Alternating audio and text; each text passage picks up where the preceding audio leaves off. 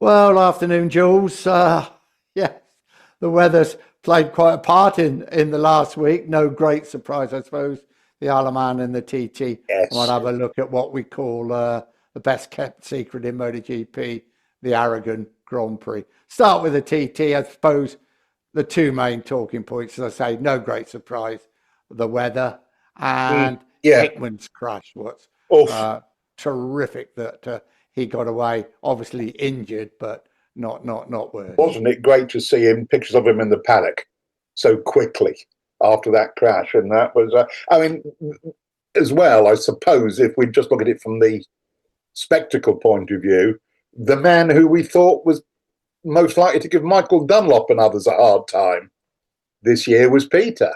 Yeah, very much so. So on the sporting front, we're deprived of that. But the overwhelming emotion is, thank the Lord, he's battered, but he's all right. Yeah, 140 miles an hour, wasn't it? Kerry Moore. Oof, Caramore, Yeah. yeah. Oof. Anyway, as you say, we've seen him in the paddock and he is okay and he's already talking about 2026. But Yes, indeed. the weather, my friend didn't tell me, but he sneaked off after Silverstone with the missus to stay in a pod somewhere in a field, somewhere in Douglas. Oh I dear. had one, just one. I had Oh, just one email about help, help. I'm soaking wet. Uh, but I will see him tonight at the pub. So I think I won't mention his name because he'll kill me. But I think and I'd be interested to hear what the wife says as well. oh yeah, that will be an interesting report. Yes, indeed. We've all been there at the TT and the Manx in the pouring rain, just waiting for things to happen. But I think from the outside looking in, they've done a great job with trying to reschedule, but not going out and always asking the riders what they thought about the I, conditions. I think that Crucial. the clerk of the course, who's joined a couple of years ago, signed up. I can't remember. He was a recent man, isn't he? But does a very good job. And there was a lovely bit with Dave Molyneux advising, where they sneaked in like half a lap for the sidecars when they Yeah, basically they did did, didn't nothing they? To Ramsey, I to think, didn't they? Ramsey and then Yeah. back under escort of the travelling marshals, I assume, from Ramsey. But what a smart idea to actually give them a little bit of time on track. Yeah. Yeah, very much so. Thinking on your feet like that is actually, that's, I have to say, not always what I've expected from the authorities, and it's good to see it happening. So we'll have I think, a longer chat about the TT because we're recording this on Wednesday and an awful lot more can happen. Let's just keep our fingers crossed for safety and the weather. But now on to what we call the best kept secret in MotoGP. We love Aragon, don't we? It is a wonderful event, a great circuit, and a smashing event. And you're right. I mean, it's one people don't talk about. People ask you where should I go, or tell you where they've been and where they're going next, and Aragon never gets a mention. Oh well, it's not the easiest place to find. I think it's near on the Greenwich Mean Time or something, Yeah, whatever that means. you go across the meridian. Yes, and, That's it. You sound like you know a little bit more I about it remember than me. stopping the first time and taking a photograph of the marker, but and then thought, well, why am I taking a photograph? I can do this in South London. Is the Yeah, Greenwich Observatory. Yeah. I still don't really know what it means. I know you went down the coast, turned right at Rias, uh, yes, something like that. the Yeah, airport, where the airport or is. going to the Costa, well, a bit below the Costa Brava, wasn't it? And then that was, we were saying last week, that wonderful drive through the hills, the lakes, everything. Wonderful towns, agricultural towns, aren't Yes, they? And they're just fabulous. and it's old school Spain, isn't it? It's I said the other week, I think, Nick, that there's one view down over not Alcanis, but one of the only other big town you see in the drive up from the coast, and Yeah. you can stand there thinking, well, if I ignore those power lines over there, that a Roman soldier would have seen this view, Or more or Clint less. Eastwood. Yeah, Or or Clint Cliff. Eastwood on a Yeah, horse. because I mean, it looks like the countryside is that brown, scorched, high plain, almost desert, isn't it? Yes, it is. They call it in some of the previews. They call it desert. It's not quite desert, is No, it? It's no, not. but It's not Qatar, is it? no, indeed, it's quite arid. Yeah, arid. That's the word I was looking for. And the circuit itself, 17 corners, and it's really got a bit of everything. And it's got a Hasn't it? couple of fabulous corners. Yeah, and it's what you want. It's fast, it's spectacular, and and that giant brick wall that features in every photograph is an amazing bit of work. Yeah. It's a great circuit to watch bikes on, and lots of good places to watch there as well. There is. It's like it's carved out of the hillside, isn't it? Then Yeah, they come up yeah. through the carved out bits. There's the reverse corkscrew at Laguna Seca the wrong Yep. way round. Then, from what I remember, there's a glorious, slightly uphill left-hander, really, really fast on to the back straight. And if you had time to look from there, the views from there are unbelievable. Yes, yes.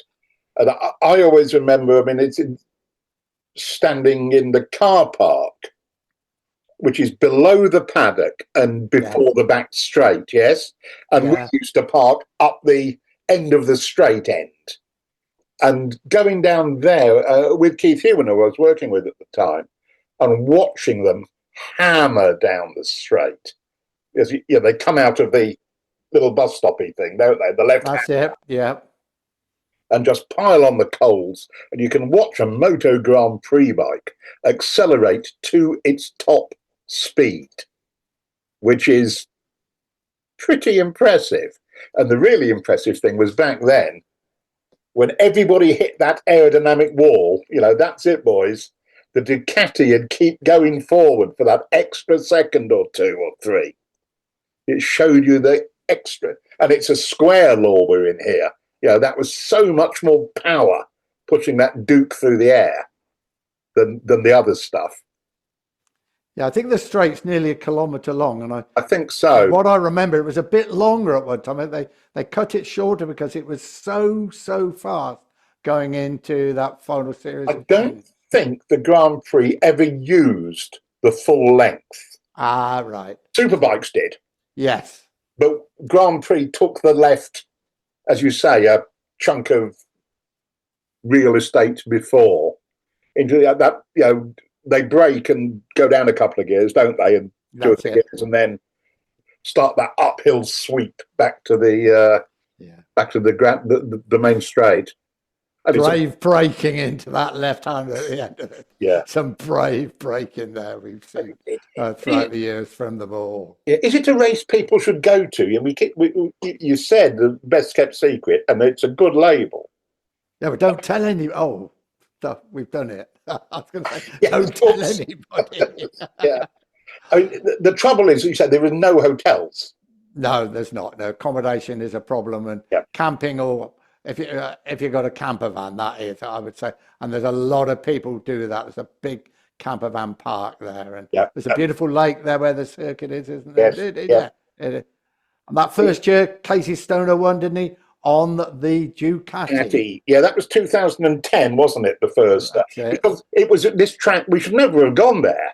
This was it should have been Hungary, shouldn't it? That's right, which was never going to happen, as we know. But and nobody wanted another Spanish race, did they? It was No, that's right. Politically embarrassing and all the rest of it. Yeah. Then everybody got to Aragon, and please, can we come back next year? Please, don't.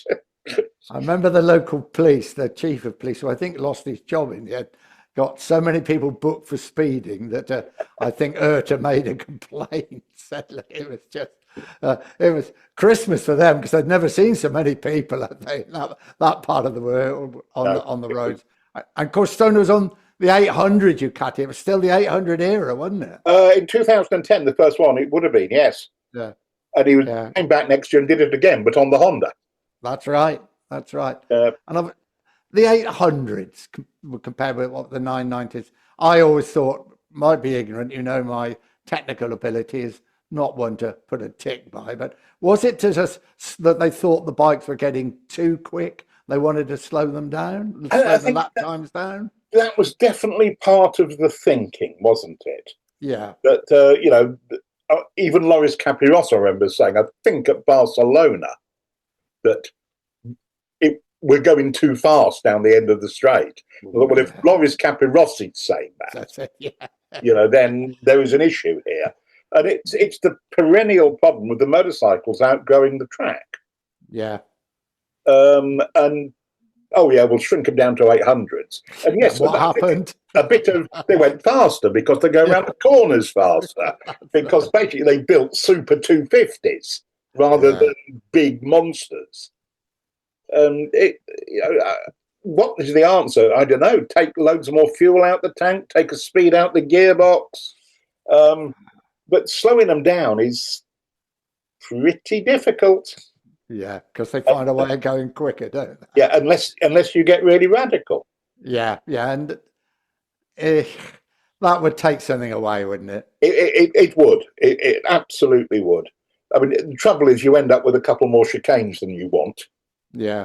In places, well, we'll have to slow them down here. That means putting in a chicane so they're not, coming onto a kilometre-long straight. At Aragon, it's a long straight, but they come onto it at very slow speed. Yeah, they do. They do, very much so. And what I didn't realise until going in the press room that first year, there was pictures on the wall of Barry Sheen, I think on the 125cc Suzuki. I think so. Carmelo Espeleta, the boss man of Dorna, driving a car, and a certain great friend of ours, journalistic doyen of MotoGP, Dennis Noyes, all racing on a road circuit they had in the town. In Alcaniz, yes. Yeah. You looked at those touring cars on the streets of Alcaniz, you could barely park one there, and they were right. Yeah, Dennis Noyes, I think on a 250 Ducati single. I think it was on a Ducati, definitely. Yeah. And the wonderful old pictures, and it sort of explained what happens in motorcycle racing, from road circuits around the town, then a purpose-built circuit on the outskirts, and still continuing the tradition. Absolutely. And I mean, the local government spent quite a bit of money, I think, and it's also a techno park. Yes, it is. So there's a bit of high-tech industry. Well, all the Moto2 bikes are built there, aren't they? That's right. Trevor Morris's company. Trevor Morris. And I saw Trevor at Silverstone. He still supports Manchester City, unfortunately. And he is at least from this part of the world. And first it was the Hondas, now the Triumphs are put together. They're actually at the circuit. They've got a facility. Exactly. So going to a new circuit, Jules, as commentators and journalists, there are certain things we always look for very quickly, and Aragon was no different, was it? Indeed. Where's the best place to park? Where's the clue to the commentary box? Where's my lunch? Yes. The home comforts matter. And what's the quickest way out, please? Absolutely. I think where's the nearest loo used to come top of the list, because if you're stuck in a little box, in our case with no windows or anything, for 4 hours, drinking gallons of water because to keep cool and keep your voice going, you had to find it. And I'll tell you a little story about Aragon. So we arrive at Aragon, and the commentary box, as usual, is for where we're doing the world feed, just a room behind the podium, no windows, but a little bit of investigation. There's this amazing loo. I thought, wow. So I went and sat myself down and thought, well, this is really, really perfect. So did it every day till Sunday arrives. I went in there before the start of proceedings, start the warm-up, because we come on to that. Indeed. We had to do the warm-up, the world feed, while the BT boys were tucking into their breakfast. But we'll discuss that one later. Indeed. And I went into this loo, and it had fresh flowers. It had everything. I thought, well, I could stay in here all day. This would be absolutely perfect. So everything completed. I come out and I'm walking down the corridor. I'm walking towards me. It was Gemma, who was my boss at the time at Dorna, the head of communications. And in her hand, she had a cellophane package with a notice in. I thought, oh, that's a bit strange. And I started, my Spanish isn't good, but I thought that she looked at me, I looked at her, and she just said, it's too late, isn't it? And I said, yes, it is too late. She shook her head, continued, and pinned this notice on the loo door saying, for nobody's use, and this is for use of King Juan Carlos only. Too late. Harris had already Greece was been there first. Yes. there. Oh dear. And I'll tell you another little story, sorry, because it does concern you. Because, and you're going to hear this throughout these podcasts, we had to do the warm-ups, and the BT boys were tucking into their breakfast, probably at Ducati. Very nice scrambled egg there. Ducati did a very good breakfast in those days. While we were having to do the morning warm-up. But then we used to go and collect our food, and they used to come in brown paper bags, didn't they? There were 2 baguettes, a can of drink, and a Kit Kat. Normally, that was our lunch. But on the table, the guy used to be doing everybody's, and then they would take them out to the commentary boxes. So Yes. on the BT one, they were writing people's names on them. So me and a certain gentleman I was doing the commentary with, again, no names mentioned, but he's a Leicester City season ticket holder, and he's I think I might know who we're talking about. Still around. We wrote Julian on 10 of those packages before they were dispatched to the BT box. And I don't know if you ate them all, if you got them all, but we were hysterical. I'm absolutely outraged to tell you. I only got one. Oh, I don't know where the others went, because we wrote your name. We wrote your name on Excellent. all of them. Yeah. Thank you for the thought. I appreciate it. I think. Yeah. 17 corners, 10 left. Certainly suits a certain man who likes left-handers. Well, yeah, we had to.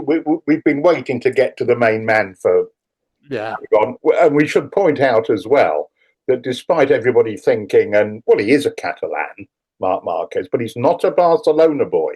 No. Aragon is basically what he considers his home race. Yeah.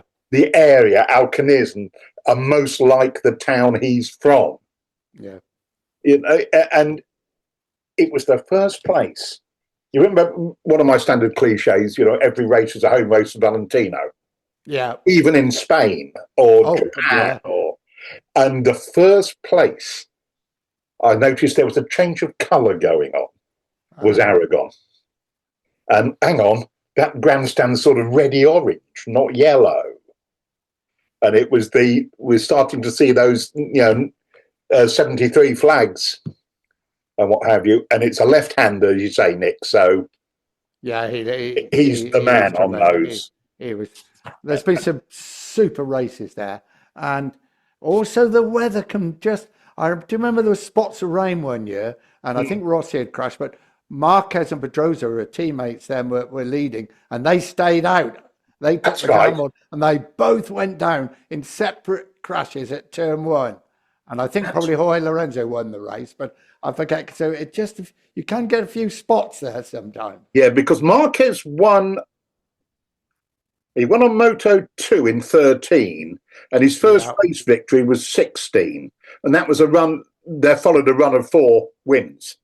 Yeah. For Mark, before Alex Rins won in 2020.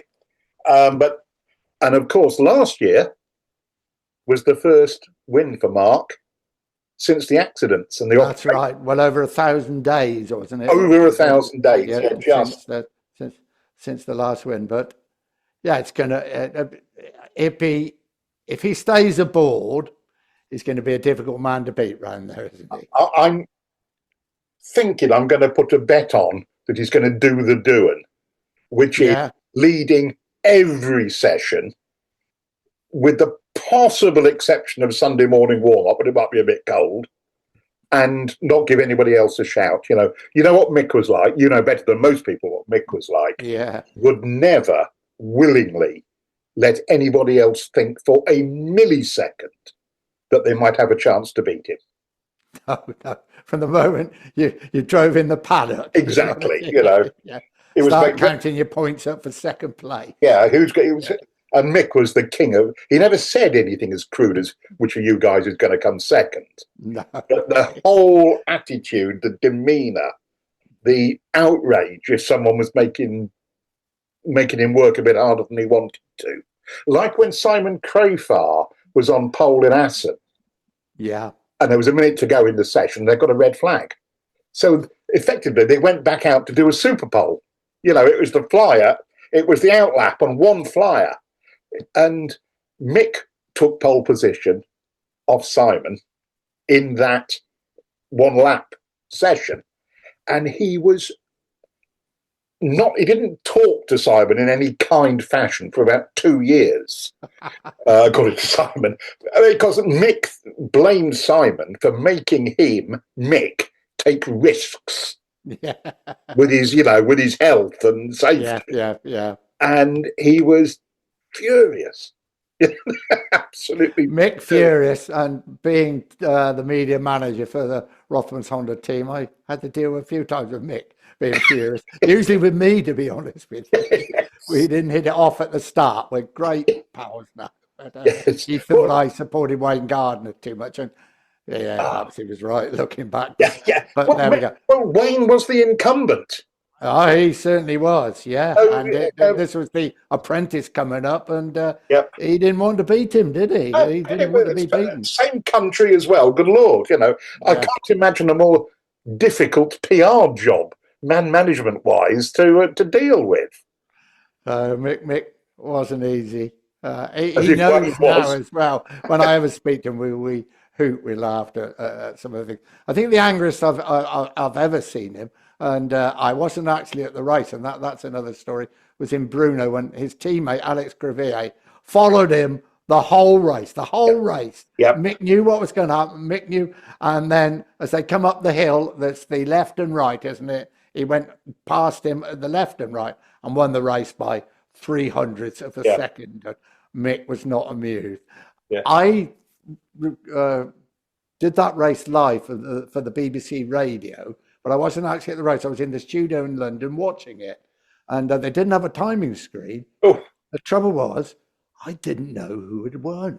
Of course not. No, I didn't know no timing screen, and I was going out live, but the look of the two faces, I had to wait about 2 seconds. Look at Mick's face and demeanour. I knew that he hadn't won the race. So, he was not happy with that situation. Was Mick? Can you remember who was third? Oh, golly, no. I think it was Scott Russell. Really? On the Suzuki? Oh, yeah. Standing in for whoever was hurt at the time or whatever. Yeah. I'm pretty sure it was Scott Russell's. And nobody mentioned this rookie, this replacement, getting on the podium, because we were all totally bound up with the Crivier Doohan Barney. Waiting. Who was the brave man that had to interview him straight after the race? But We've all been in that situation with riders. I think it was, I forget, year 2000, I think. I was coming out the restaurant in Phillip Island, San Carlo, the Italian restaurant. Everybody off the race. And I'm staggering, I'm wandering out after a fairly decent dinner and a nice bottle of wine. And I bang into Scott Doohan. All right, his brother. Yeah. Who rode at Phillip Island, didn't he? Yep. And he, and if you think Mick looks tough, you should meet Scott. He looked, he was fairly intimidating. And immediately my mind goes, what have I said about a Doohan recently that I'm going to get?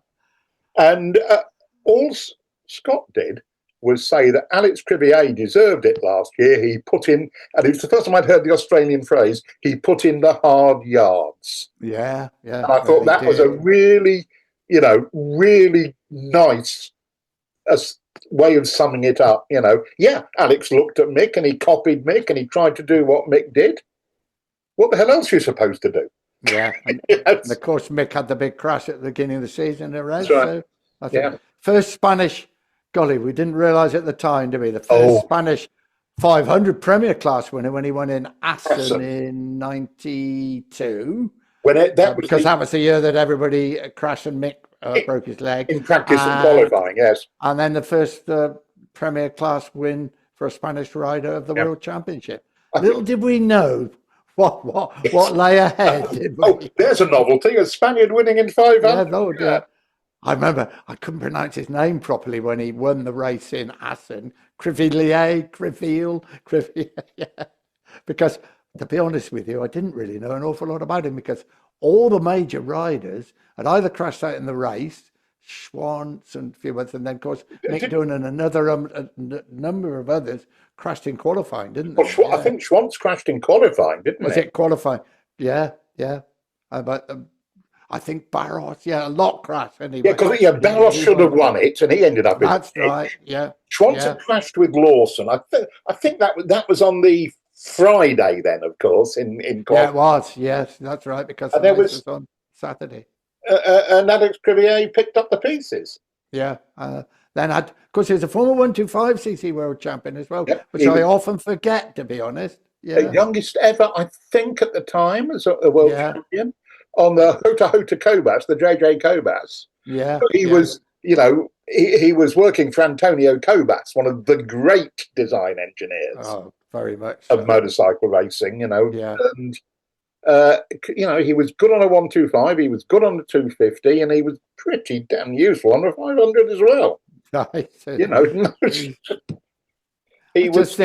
Sorry, carry on, Julian. Yeah. No, I was thinking his great crime was sort of interrupting the run of American stroke Australians, wasn't it? That was and we thought that's what he'd done. We thought, oh, go back to normal. But of course, Kenny Roberts Jr. then won the year after, didn't he? Yep. And then a certain Italian arrived, and it decided to a very, very different story. Very, very different story.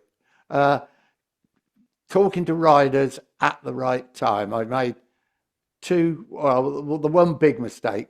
Very early days, I went to Brno on the old road circuit, and the 350cc. There was no 500s. The 350cc championship was a fantastic battle between Jon Ekrode and Tony Mang. Oh, the classic year, yes. That's right. And without a doubt, the hardest motorcycle racer I've ever met in my life was Jon Ekrode. Yeah. Unbelievable tough man. And to even get to the Czechoslovakia was, then he had to use his father's Norwegian passport or something. His two mechanics couldn't come in because they were South African. Oh, yes. Because of all the restrictions. Anyway, everything seemed to be going fine, and he would have won the world championship. Mang was leading, he was second. Then he started to slow down, and it turned out he had a piston ring had broken. And on the last lap, he got overtaken. He scored a single point, which meant they went into the final round of the championship, the Nürburgring, on equal points. So in he comes to the paddock. Yes. Mr. Harris, first year Grand Prix reporter. Everybody else, including the team official, stand back because John had quite a reputation, didn't he? Yes. Not NJW Harris in his steps. Well, what went wrong? Then what? Oh my God, he gave me the biggest mouthful you could ever imagine. It's a fair question. Well, yeah, but it was not the right time. Yes, not the right time. To his due, Jon. Next 2 weeks later, it was the Nürburgring, which I'm sure we'll talk about in future podcasts. One of the great races when he won the world championship. As I drove into the Nürburgring, first time I've ever been there, into the paddock, who was standing at the gate? Jon Ekrode, and he signalled me over. I thought, oh my God, this is round two. Yes. Carry on here. He said, Nick, I'm really sorry. I was wrong to be so rude and abusive, but it was a bad moment. I just want to apologise. Well, I thought, wow, that was something for the man to do that. But you had to pick your time and your moment, didn't you? Sometimes it's good advice, but like I always said, Nick, you were a news reporter. You meant to do that stuff. That's right. That's probably a bit too nice, but there you go. And I saw Jon a few years ago at a classic bike show when he was guest of honour. Yeah, and he appears to me to be one of those people who's got a bit younger since he stopped racing. Yeah, like the Doohans and Gardners, whether that's working I don't know. And you get younger once you've left them. Yeah, and he seemed to me to be in a good place. And That's good. a man who was pretty much content. He'd had a medical episode, a stroke, I think, which he'd recovered from very well, as far as I could see. And I was, you never know when you haven't seen an old racer for No, a long time. you don't. Absolutely right. And sometimes it cannot be a nice thing to deal with. No, it can't. He was old school because he had Oh. to fight through all the rubbish that was around then about start money, Yes. getting starts, just all about just riding to survive financially. Yes, indeed. And he came and rode at the TT a couple of times after that, didn't he? And he put in a decent performance, but Yes, he had to ride at the TT to supplement his income so he could afford to go Grand Prix racing and win that 350cc championship was an amazing against the factory Kawasaki's, the weapons used by one of the really great 250, 350 riders we've seen, Anton Mack. Oh, can I tell you a quick Nürburgring story about that? Oh, please do. Race. I'm the one that bores everybody with stories. Come on. Keith Ewan was in that race, the 350 race, because he was for this. He was quite useful on 350s. But he was quite good. He was very useful. And he said, and as a privateer, he was rooting for John Eckerold, of course. Yeah. And he said that left the start. Keith got a good start. I think he might have even led for a few hundred yards or something. But Eckerold went into the lead. And Keith said, man, I stuck my elbows out. He said, can you imagine a more stupid, futile gesture? Oh! Couldn't help himself. Super guy, John Eckerold. And that was an amazing championship. And that was the Nürburgring. I'm glad I just went once and saw a Grand Prix there. And it was like being at the TT. They would come past the start and finish, and then they'd disappear. And that was it. They were gone. Cup of tea, a cigar. And yeah, that's right. You couldn't really, doing the lap chart, like you did at all the Grand Prix, it was quite difficult because we only saw them about 6 or 7 times. Yeah. But I'm glad I went, yeah. I saw the last World Championship motorcycle race, an 8-hour endurance race on the on the ring. All I remember was on a public practice day when it was open to the public, that Jacques Cornu put the transporter number plates on the factory Kawasaki and banged in a couple of laps. Yes. Scaring the minibuses and nuns and the the Continental Tire testers that were out there. Yeah, because you could, well, I know you could go around, because before the final round when Sheen and Roberts were chasing the championship, Barry, the last round was at the Nürburgring, he decided him and Steve Parrish would go there to learn the circuit really well. Yeah. So, typical Barry, rang up Rolls-Royce and said, I want to borrow a car. And Barry Sheen, they said, oh, yeah, that'd be absolutely fantastic. How long? Oh, we want it, a week would do. So they had a silver, whatever you call it. They drove it down to the Nürburgring, and then they hammered the guts out of this car. They found it, they thought it was so funny learning the circuit. They were just having the time of their life. Then they drove it back and deposited it probably at Derby or wherever it was. Yeah. Not such a good state from what I remember. But of course, then they built a road circuit there, didn't they? They built a purpose-built circuit. Rather uninspiring. Yeah, it was. It never really caught on, did it? I went to Formula One Grand Prix there and bike Grand Prix there, but somehow it never quite worked, did it? Anton Mang's comment when he first saw it was, "It's very nice, but they forgot the roof." Was it just never, and the German public never seemed to take. No, they didn't get a crowd, despite the fact they had very much. Helmut Bradl and people like that running around at the front of Grand Prix. But it never really, and whereas you go to Hockenheim, for instance, getting in and out of Hockenheim, now that was, we talk about the loos and the food, golly, working out to get in and out of Hockenheim was one hell of a task, wasn't it? But Yeah. what that was an amphitheatre they came into, Yeah, wasn't it? well, it was a great Wagnerian grandstand. It was. You can imagine it. Yeah, you can I, imagine. Dare you say rallies there yes, in the well, past? Couldn't you? Yeah, I think that may have been something to do with its yeah. architecture. So you could have these couple of corners inside this amphitheatre, as you say. That's right. Then they went out into the woods for a mile, went round the Yeah, S-curve and came they back. came back, but they did put an S's in the end, didn't they? They Perhaps that did. was when I was doing Formula One, but certainly when they were doing bikes under Ito on the Honda, the first recorded 200 miles an hour on a Grand Prix motorcycle, and it was Yep. meant to be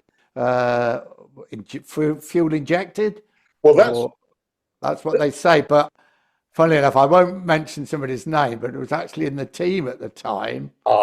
Told me very recently, in fact, it wasn't a fuel injected bike, but Honda wanted the people to think it was. But it was still 200 miles an hour, all right. Yeah. that wouldn't have been a Japanese team member who told you that, then, would it? No. No, that is that's Definitely not, Julian. No, yes, definitely not. indeed. I went to one race at Hockenheim. I'm trying to remember when it was. It was mid-80s, and they were still push starting. Ooh. So the first race up is the 50s. So you hear this pat of a couple of dozen feet, then Footsteps. That's it. Yeah. and they all disappear out, round the first right-hander and head out towards the cross curve. And then talk amongst yourselves for a couple of minutes. Yeah. And then you hear them coming back towards the Bosch curve. Ning, ning, ning, as they go down the box. And Stefan Dorflinger led them into the stadium. Oh, my God. That was like Germany had scored in the World Cup final. He was Swiss-German, so... Yes, absolutely, yeah. Near enough for jazz as far as the locals were concerned. It was... And the most memorable thing about that 50cc race was Taru Rinnie led it for quite a while. Oh, yeah. She led a 125 there as well, didn't she? Yeah. Well, yes, she did. That was the race where she... Sorry, I'm confusing her. Yeah, I'm amalgamating the 50s and 125s. I beg your pardon. Yeah, in the 125 race, Nick, Taru Rinnie... She did. First woman to lead a Grand Prix, wasn't it? She shoved Fausto Grissini out of the way at the chicane. To take the lead and then led into the stadium. And I have never heard a noise like it in a circuit. Like up in the air. She was a terrific rider. Terrific. And she obviously finished in the top 10 then, and a couple of other races, but it was injury in the end that really wrecked her, wasn't it? Yeah. And you knew she was quick because every rider you talked to went on about how fast her bike was. Yeah. Luckily, I think she did well in qualifying. Yes. So I looked at a few things, and up till then, I'll put my hand up and I apologise to everybody. I didn't realise she was a girl until I did a little bit of homework after qualifying. Yeah. But boy, she was good. There was no PR machine, was there? You didn't. No, there wasn't. No, I think your own PR machine, mate. There wasn't. I was at the race where she became the first female to score a world championship point on a solo. Yeah. And that was Paul Ricard. All right. In the epic 500 race. Where Gardner broke a piston on the last lap. Oh my golly! Again, I'll tell you a little story there. I was doing Radio, was it 2 or Radio 5 then? And they were doing Formula 1 on bikes, and they were on at the same time. And they'd always take the last couple of laps of the Formula 1 race. But the race was so exciting. Saron was involved, wasn't he? Lawson. Saron off pole, and in that great lot of poles that Christian had. Yeah, and they were swapping places. And they stayed with the race. They stayed with it instead of the Formula 1. And I was really, really chuffed. Yeah. I was within earshot of Kevin Schwantz when he got back to talk to his team manager when he pulled up. Yeah. And because with Gardner braking, Schwantz got on the rostrum, didn't he? He did, yeah. And it was expletive deleted. We got lucky. Just going back to Hockenheim, I remember raining Schwantz. That one. Absolutely unbelievable race there. Yeah. When they really, really, really didn't like each other. They didn't like each other at all, did they? Not one little bit. And there's rumours that Swans tried to take Rainey's sister out, didn't he? Oh, he did Just that deliberately. to annoy him. I mean, I don't know. the stories all the time about them, wasn't there? Yeah, and I think Schwantz has said in very recent times that I don't know that he actually did pursue Wayne's sister, but he No, but he liked the rumours that he was yeah. pursuing Wayne's sister on that, in the hope it might upset Wayne. Yeah, and when they came in the transatlantic trophy and everything, but we knew little about them, but they were at each other's throats. Right, I remember a race at Brands Hatch. Yes, In fact, somebody sent me a clip not so long ago of it, and wow, they were going. Yeah, absolutely. it was. At it. I mean, they were Texas versus California. Yeah, They were Dunlop versus Michelin.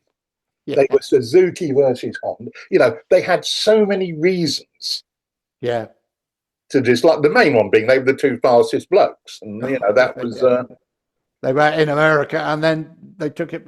Yeah, they brought that Came across the BP. Atlantic and brought it into Grand Prix. Yeah, I suppose, Nick, we should circle back to Aragon, a place we left a few minutes ago, and look at the fastest guy round there again. I think just to round off this little. I think we should do the speedway thing and issue the 2-minute warning in a moment. But you know, there is no doubt Marc Marquez is the fastest man. He's got the most wins round there. Ducati have won for the past 3 years, so throw a variable in, Nick.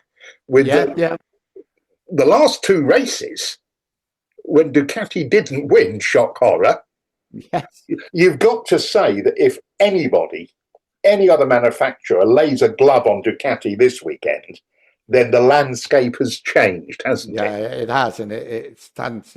You know, I think already, as we were saying last week, the 2 last wins were non-Ducati and non-Marquez were really, really what the championship needed, and I think everybody's going into Aragon as a fan, a rider, and a team, just thinking a little bit differently. But you've got, I think, there's every chance he'd be back at it. Well, I think the one shame is that KTM in past years have been quite competitive. Acosta was on the podium last year, wasn't he? Yes, he was. I think Brad Binder's had 2 4th places there. Yeah. In the last 2 races. But you know, you look at KTM and you just shake your head and go, "Oh dear," you know, it's just not working, is it, at the moment, for various reasons. It's also going to be interesting. We won't discuss now Aprilia and Jorge Martin. That's a very interesting situation to say the least. And Acosta's really been quite not happy with KTM, is he, at all? Well, it looks like Acosta is, you know,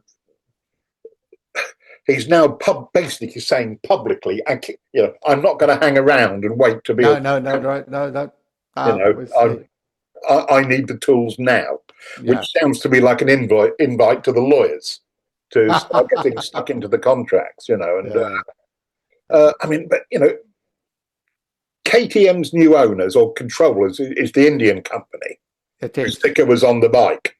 Last time out, and the received wisdom is they are a company that, much like Triumph, historically, are not desperately sold on the benefits of competition and racing. Yeah. How much money will they want to spend? I think we'll have to wait and see. I think we're probably very lucky. There is a KTM team in MotoGP at the moment. And supplying bikes half the Moto3 field, and the rookies. So. You know, there's an awful lot. So, and maybe this is a symptom that the overstretching of KTM. You know, they've tried to do everything and nearly succeeded. Yeah. And you think, what's gone wrong? They've got warehouses full of unsold motorcycles. Their power base was massive sales of dirt bikes in the States. Yeah. I'm not privy to anything about the market for that sort of motorcycle anymore, so I haven't got a clue. No. But it, you know, the landscape has changed, and KTM have definitely, from what you read from the people who understand a balance sheet, that they've overstretched themselves. Because, you know, the financial press I generally need a translator. Well, we've never understood a balance sheet in our lives. No. So, but I think we can, rest assured that money is tight, and there's no reason why it should get any less tight in the short-term future. No. Well, let's hope there's a turn around the corner for them a little bit. It would be nice to see a Costa up the sharp end. Yeah.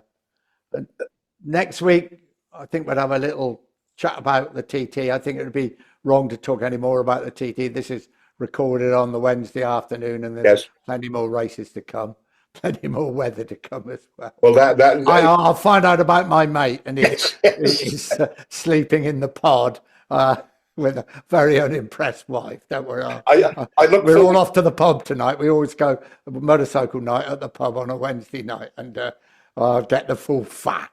Oh, I look forward to your report on that. Yeah.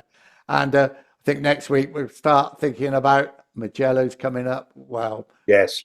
There's no need to just say Mugello, and really, that's enough. Another place where there are no hotels and it takes you hours to get in and out. Yeah, very much so. I remember driving miles with you a couple of times. Yes, indeed. To find places to stay. But what a circuit. But let's enjoy this weekend. Let's hope everybody stays safe at the TT. The weather's good for the final few days. And we'll see you next week. Take care, Julian. Here.